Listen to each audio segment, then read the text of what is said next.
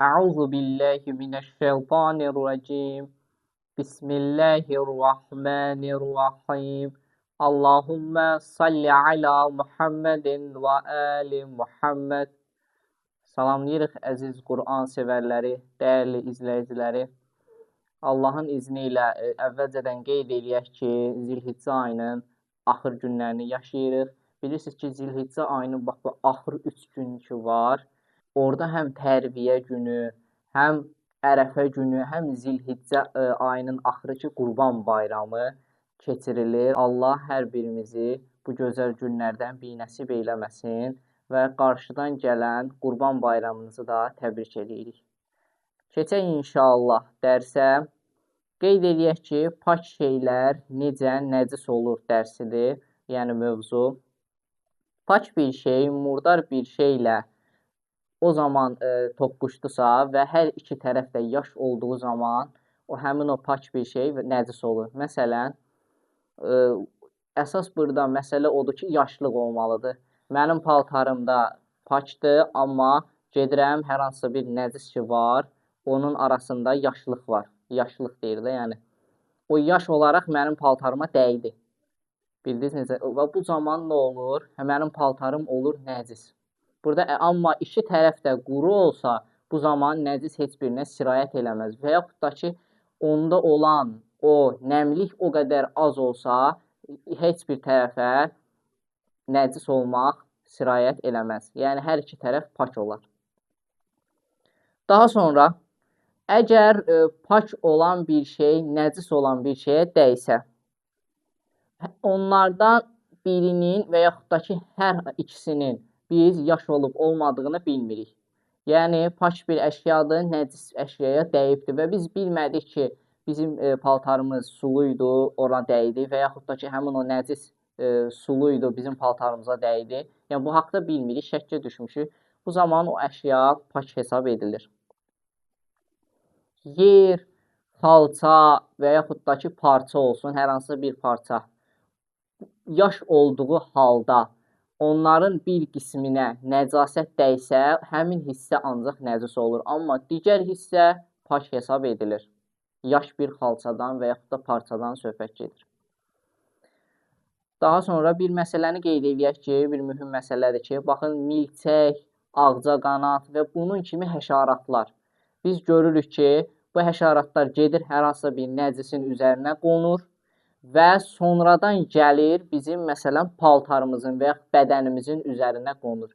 Şəriət burada belə hökm verir ki, əgər biz görsək ki, həmin o milçək olsun, ağcaqanad və onun kimi digər həşaratlar özü ilə o nəcisə gətirirsə, yəni o nəcisə batıbdır və özü ilə o nəcisi gətirirsə, daşıyırsa da, belə demək olsa və bizim paltarımıza qonursa, bu zaman həmin əşya və yaxud da paltardan indi biz misal verdik, murdar olar. Daha sonra 6 dəlik olan aftafa. Məsəl üçün 6 deşik olan bir aftafanı biz qoyduq nəcis olan bir şeyin üzərinə. Bir yer məsələn sidikdir, tökülübdür və biz də 6 deşik olan aftafanı qoyuruq həmin o sidiyin üzərinə. Və əgər həmin o sidik deşik vasitəsilə aftafanın içərindəki suya sızsa, bu zaman aftafanın suyu nəcis olur. Daha sonra nəcasətin hökmləri. Qur'anın yazısı olsun, vərəqi olsun, imamların adları olsun, Peyğəmbərin adı olsun və s. Bu kimi yazılmış məsələn kağızlar ki var və yaxud digər vasitələr olsun, onları nəcis eləmək haramdır.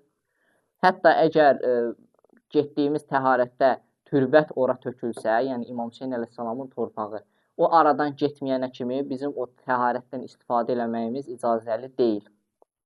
Və əgər görsək ki, Qur'anın yazısı olsun və yaxud da digər dedim, məsumların adı olan bir kağız nəcisə dəyibdirsə, dərhal biz onu suya çəkməliyik.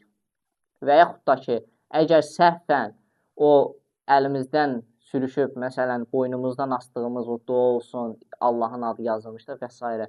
Quran ayəsi olsun, o düşsə təharətə, yəni ayaq yoluna, o zaman biz xərci belə olsa, onu oradan çıxartmağımız vacibdir. Yəni, hər hansısa bir pul müqabilində belə olsa, gərək o pulu ödəyib, həmin o əşyanı və yaxud da o yazını, kağızı oradan çıxardaq. Qur'an-ı Kərimi kafir bir kəsə vermək, əgər o kafir ona hörmətsizlik eləyəcəksə, bizim üçün haramdır və mütləq o Qur'anı ondan almalıyıq. Nəcis bir şeyin yeyilib içilməsi və həmçinin onu başqasına yedizdirib içirdirmək haramdır.